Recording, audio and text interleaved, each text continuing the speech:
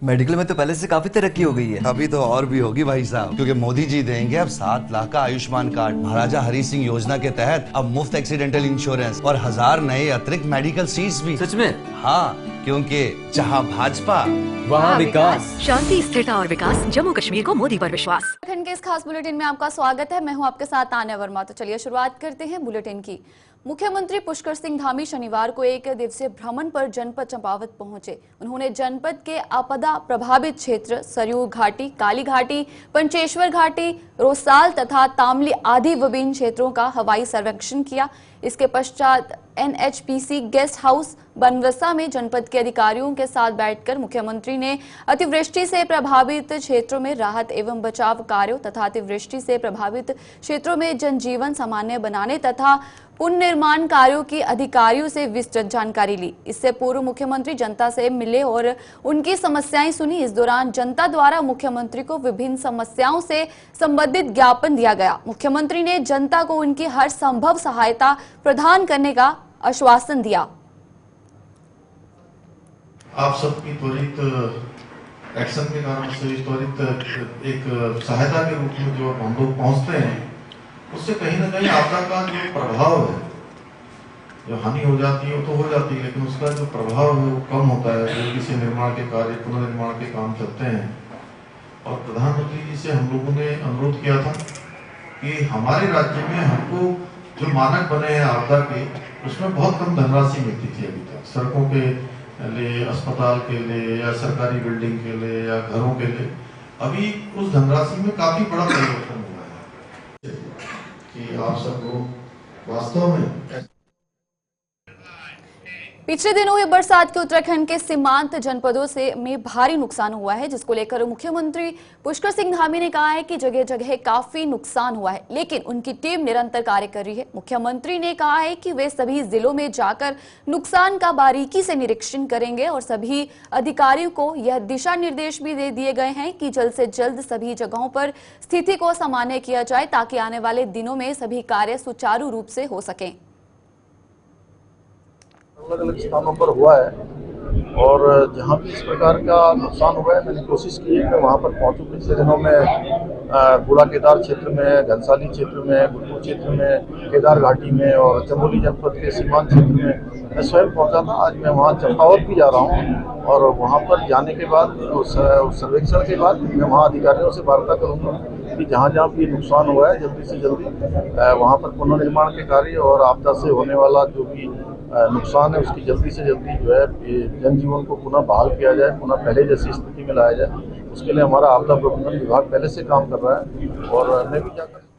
मुख्यमंत्री पुष्कर सिंह धामी ने रुद्रपुर का दौरा किया। मुख्यमंत्री के हेलीपैड से रोड शो के दौरान स्टेडियम पहुंचने पर लोगों ने पुष्प वर्षा कर मुख्यमंत्री का भव्य स्वागत किया। इस दौरान मुख्यमंत्री ने मनोज सरकार स्पोर्ट्स स्टेडियम रुद्रपुर में 27 सितंबर तक आयोजित होने वाले 5वें स्टेट ओलंपिक खेलों का विधिवत शुभारंभ किया। मुख्यमंत्री ने राष्ट्रीय एवं ओलंपिक ध्वज फहराकर विभिन्न जनपदों से आए खेल दलों के मार्च पास्ट की सलामी ली और शुभांकर व मेडल का अनावरण कर खेलों का विधिवत शुभारंभ किया। इस दौरान उन्होंने अपने संबोधन में कहा कि 5म राज्य ओलंपिक खेलों के आयोजन के लिए सभी खिलाड़ियों, जिला प्रशासन, राज्य ओलंपिक संघ को बधाई व शुभकामनाएं दी। उन्होंने कहा कि ये दिन हम सभी के लिए अत्यंत महत्वपूर्ण है, क्योंकि हम उत्तराखंड के 5वें राज्य खेलों का शुभारंभ कर रहे हैं। उन्होंने कहा कि राज्य खेलों का ये आयोजन उत्तराखंड के खिलाड़ियों को न सिर्फ अपनी प्रतिभा दिखाने का मौका देगा, बल्कि उन्हें राष्ट्रीय और अंतर्राष्ट्रीय स्तर पर अपनी पहचान स्थापित करने के लिए प्रेरित भी करेगा। उन्होंने कहा कि इस आयोजन का उद्देश्य सिर्फ खेलों की विभिन्न प्रतियोगिताएं आयोजित करवाना नहीं, बल्कि उत्तराखंड के सुदूरवर्ती क्षेत्र सहित सभी मेहनती और समर्पित खिलाड़ियों को एक सक्रिय मंच प्रदान करना है, जिसके द्वारा वे अपने खेल को एक नई दिशा प्रदान कर सके। शुभारंभ हो रहा है। पिछले दृष्टि से लगातार आयोजन हो रहे हैं। हमारे जो राष्ट्रीय खेल हैं, राष्ट्रीय खेलों की भी अच्छी तैयारी है और उसके लिए भी एक अच्छा फील्ड बनेगा। हमारी जो यहाँ की प्रतिभाएँ हैं उनको अभी से तैयारी करने का अच्छा मौका मिलेगा, अपनी प्रतिभाओं का प्रदर्शन करने का मौका मिलेगा। मैं सभी खिलाड़ियों को, उसके आयोजकों को, हमारे कोचों को, खेल संघों से जुड़े हुए सबको अपनी तरफ से बधाई देता हूँ, शुभकामनाएं देता हूँ और खेलों के विकास के लिए, खिलाड़ियों के उत्थान के लिए हम प्रतिबद्ध हैं, संकल्पबद्ध हैं। इसलिए हम नई खेल नीति भी लेके आए हैं। खिलाड़ियों के लिए प्रोत्साहन के लिए हमने अनेक काम किए हैं। आउट ऑफ टर्न व्यवस्था की है। खेल कोटा पहले बंद हो गया था, फिर शुरू किया है मुख्यमंत्री ने खिलाड़ी योजना प्रारंभ की है। ऐसी अनेक उत्तर प्रदेश हरियाणा की तर्ज पर अब उत्तराखंड में भी लोक संपत्ति और निजी संपत्ति को नुकसान पहुंचाने वाले दंगाइयों से ही नुकसान की भरपाई करवाई जाएगी। उत्तराखंड विधानसभा के गैरसैंण में मॉनसून सत्र के दौरान पारित हुए लोक एवं निजी संपत्ति क्षति वसूली अधिनियम 2024 को राज्यपाल की मंजूरी मिल गई है, जिसके बाद इस कानून के तहत प्रदेश में प्रदर्शन के दौरान संपत्ति को जो प्रदर्शनकारी नुकसान पहुंचाएगा उसकी भरपाई प्रदर्शनकारियों से ही की जाएगी। जबकि इस कानून के तहत 8 लाख के जुर्माने का भी प्रावधान किया गया है। मुख्यमंत्री पुष्कर सिंह धामी ने कहा है कि इस कानून की राज्य को जरूरत थी, क्योंकि राज्य में काफी शांति थी, लेकिन पिछले कुछ समय से कई ऐसी घटनाएं हुई हैं जिसमें सरकारी और निजी संपत्तियों को नुकसान पहुंचा है। उन्होंने कहा है कि इस कानून के आने से अब ऐसी घटनाओं में भी कमी आएगी। आप सभी का धन्यवाद पड़ेगा उससे आपको। उत्तराखंड राज्य बहुत ही हमारा एक मेल मिलाप से रहने वाला, प्रेम भाव से रहने वाला राज्य है। यहाँ पर दंगा है, उपद्रव है, आगजनी है, तोड़फोड़ है, इनका कोई स्थान नहीं है। कुछ एक समय पर पहले के समय में हुआ है कि कहीं पर लोगों ने इस प्रकार का प्रयास किया है, राज्य का जो माहौल है वो खराब करने का प्रयास किया है। इसलिए भविष्य में इस प्रकार की घटनाएं होना तो बहुत दूर की बात, कोई सोचे भी ना है। इसलिए दंगारोधी कानून एक विधेयक के रूप में उसको मान्यता मिल गई है। राज्यपाल महोदय ने भी कल अपनी स्वीकृति उसमें प्रदान कर दी है और इसके लागू होने के बाद अब कभी भी कोई भी दंगा करेगा, तोड़फोड़ करेगा, आगजनी करेगा, सरकारी संपत्ति, निजी संपत्ति का नुकसान करेगा, तो उसके दंगे से होने वाले नुकसान की एक एक पाई की भरपाई उसी दंगा करने वाले से वसूल की जाएगी। और मैं समझता हूँ ये राज्य के लिए, हमारे लिए जरूरी। पूर्व उत्तराखंड डीजीपी अनिल रतूड़ी द्वारा लिखी गई खाके में स्थित प्राज्ञ पुस्तक का सीएम धामी ने विमोचन किया। इस दौरान सीएम धामी ने कहा कि पूर्व उत्तराखंड डीजीपी अनिल रतूड़ी ने अपने कार्यकाल में पूर्ण निष्ठा, निस्वार्थ भाव से अपनी सेवा राज्य में दी है और वह एक गौरव का प्रतीक है।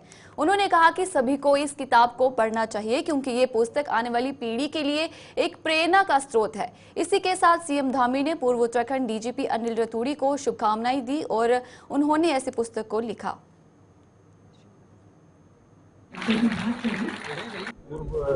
महानिदेशक उत्तराखंड पुलिस के श्री अनिल रतूड़ी जी की आज पुस्तक खाकी में स्थित है, उसका आज ये विमोचन था।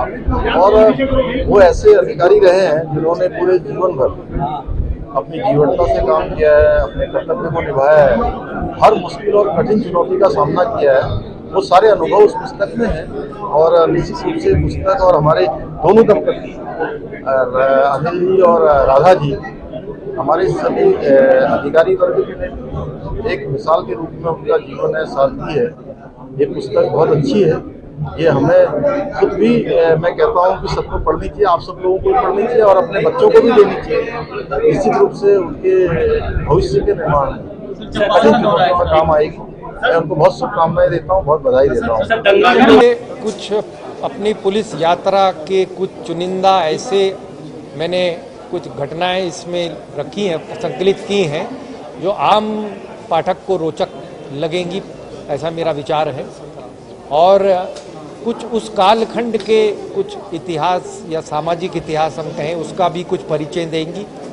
और आने वाली जो पीढ़ी है या जो वर्तमान में युवा पुलिस या प्रशासनिक अधिकारी हैं, संभवतः उनको भी इस अनुभव से अपने भविष्य में जो सामने चुनौतियां प्रतिदिन प्रशासन पुलिस के समक्ष आती हैं, उनको भी कदाचित इससे कुछ लाभ मिले, ऐसा मेरा आशय है।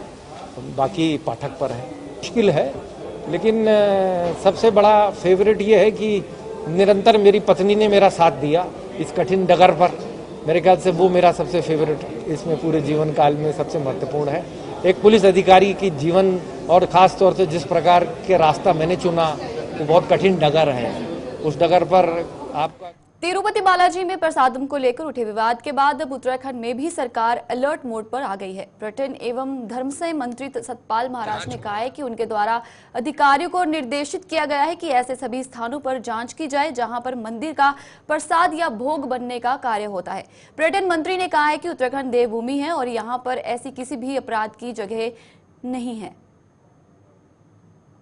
कि इसकी पूरी जांच हो और जांच के बाद हम तो प्रतीक्षा करेंगे रिपोर्ट के ऊपर। और निश्चित रूप में आज भी हम कल ही से हिदायत हम दे रहे हैं कि जहां भी हमारी रसोइयां हैं और भगवान का जो भोग बनता है वो पवित्रता से बने और कोई भी ऐसी मिलावटी चीज जो है वहां रसोई के अंदर ना पहुंचे। तो चलिए खबरों का सिलसिला यूं ही जारी रहेगा। लौटते हैं छोटे से ब्रेक के बाद।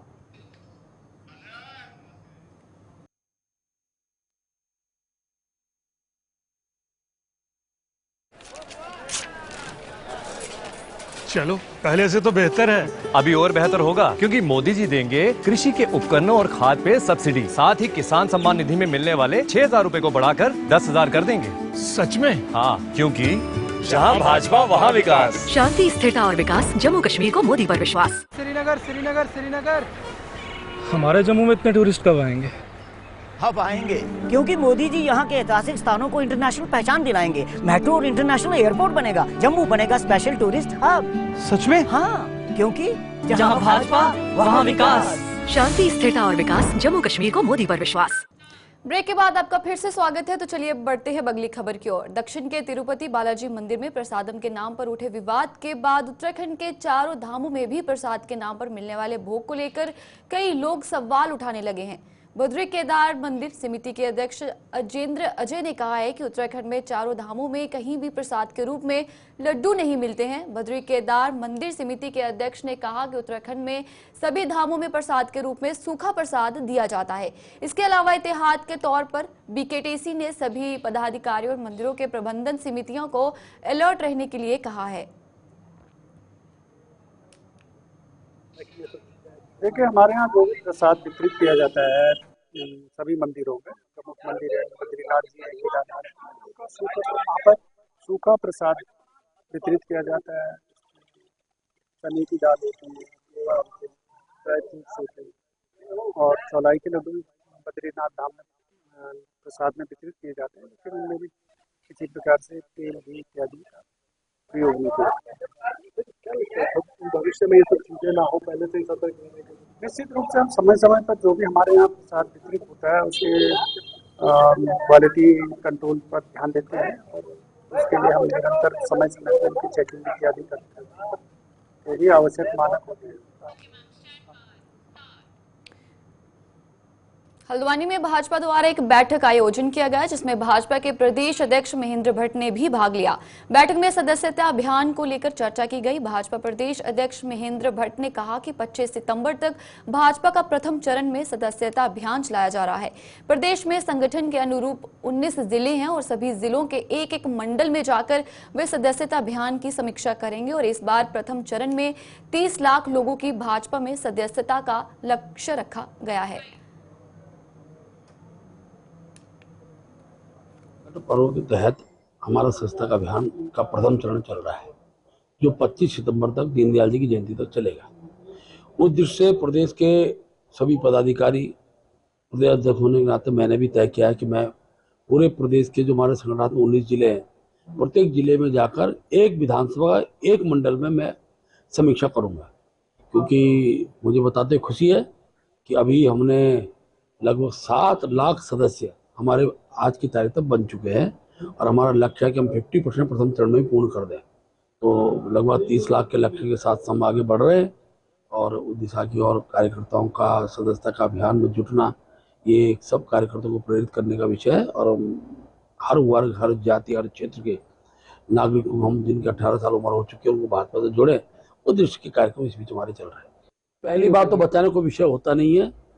केंद्र जहाँ न्यायालय में भी सरकार जो पैरवी कर रही है उसके रिजल्ट आप देख रहे हैं। आज कुर्की तक उनके घरों के अंदर हो चुकी है और मैं तो कि हर अपराधी वो किसी भी रूप में छूटना नहीं चाहिए, उसके लिए सरकार और जो एजेंसियां हैं वो काम। हल्द्वानी में कुमाऊं कमिश्नर एवं मुख्यमंत्री के सचिव दीपक रावत ने आपदा में क्षतिग्रस्त गोला पुल और अंतर्राष्ट्रीय स्टेडियम का अधिकारियों के साथ निरीक्षण किया। इस दौरान उन्होंने गोला पुल और स्टेडियम के हुए नुकसान को बारीकी से देखा और उन्होंने NHI PWD सिंचाई विभाग के अधिकारियों के साथ सुरक्षा के उपाय को लेकर चर्चा की। पत्रकारों से बातचीत करते हुए कमिश्नर एवं सचिव मुख्यमंत्री दीपक रावत ने बताया, गोला पुल को हल्के वाहनों के लिए 20 दिन के भीतर खोल दिया जाएगा, जिसको लेकर उनके द्वारा NHI के अधिकारी को निर्देश दिए गए हैं।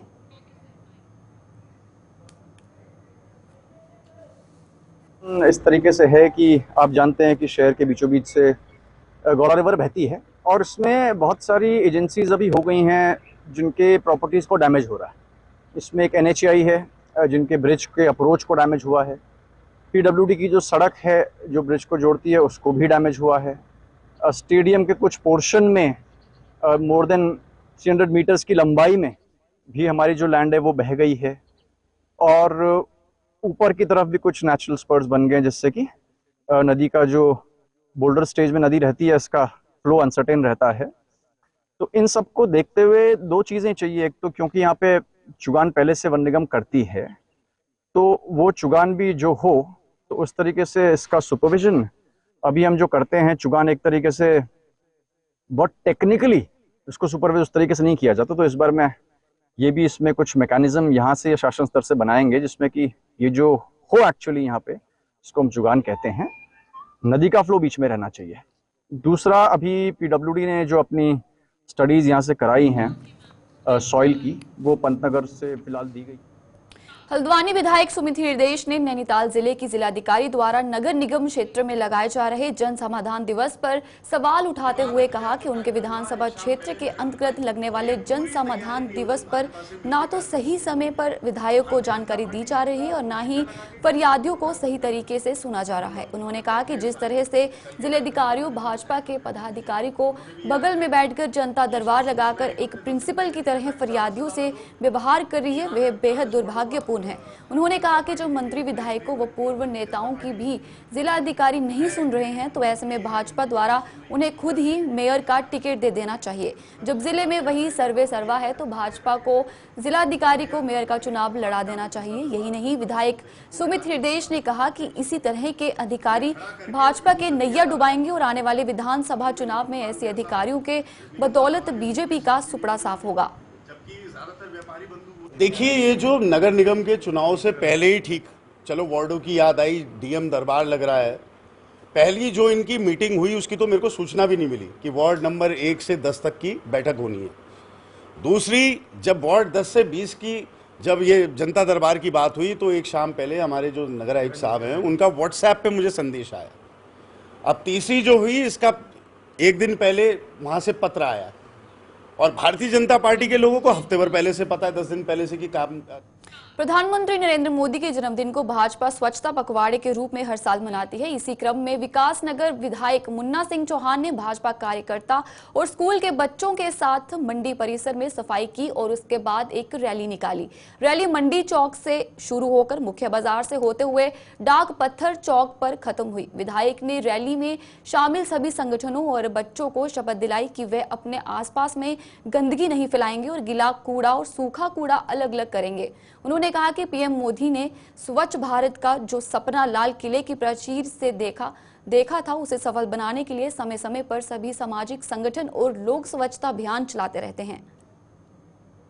एक निरंतर प्रक्रिया है, वो तो भारतीय जनता पार्टी का स्वच्छता पखवाड़ा है, लेकिन बाकायदा जो स्वच्छता मिशन है उसके लिए बाकायदा सरकारी तौर पर भी जिस कार्यक्रम को जिसको रीस्टार्ट करने का काम मुख्यमंत्री जी ने परेड ग्राउंड से किया है, तो उस क्रम में जितने भी हमारी पंचायतें, लोकल बॉडीज है, सामाजिक संगठन हैं, जितने भी संगठन हैं, सबसे हमने आह्वान भी किया और आज नगर पालिका परिषद विकासनगर की तरफ से इस हमारे क्षेत्र के अनेकों शिक्षण संस्थान के छात्र छात्राओं को भी इस अभियान में सम्मिलित करके और इस रैली का आयोजन किया गया है ताकि रुड़की में किसानों ने उत्पीड़न का आरोप लगाया है। किसानों ने भारतीय किसान यूनियन टिकैत के बैनर तले तहसील परिसर स्थित सीपीयू कार्य का घेराव किया और जमकर नारेबाजी की कि किसानों ने वाहनों के चालन में हुई अत्यधिक वृद्धि को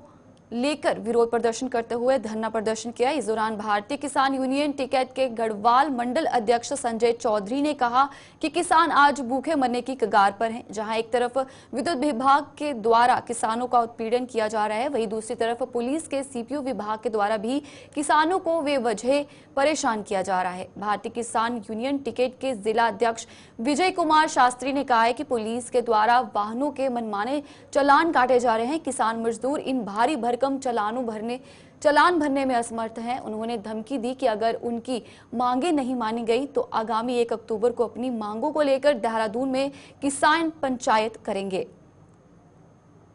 पिछले 7 दिन से हमारा धरना चल रहा है विद्युत विभाग के कार्यालय पे, वो भी किसानों को काट रहे हैं। बेइंतहा बुरे तरीके से बिल भेज रहे हैं। जो मान लीजिए किसान का 60,000 का बिल बना, उसका 1.5 लाख रुपए बिल भेज रहे हैं, वो भी गर्दन काट रहे हैं। इधर सीपीयू गर्दन काट रही है किसानों की, किसान की, मजदूर की, आम आदमी की भी। अगर आप पत्रकार न हो तो आपके भी काटेंगे ये। तो भैया उत्तराखंड राज्य छोटा सा राज्य है, इतनी आय है नहीं गवर्नमेंट की। विधायकों की तनख्वाह बढ़ा दी इन्होंने। सभी विपक्ष के भी पक्ष के भी कोई विधायक ने विरोध नहीं किया, किसी विधायक ने। एक आध विधायक ने किया है, कांग्रेस के तो शायद कोई नाम दिमाग में नहीं आ रहा है। जितना भी सीपीयू पैसा। तो चलिए उत्तराखंड के इस खास बुलेटिन में इतना ही। मुझे दीजिए इजाजत। नमस्कार।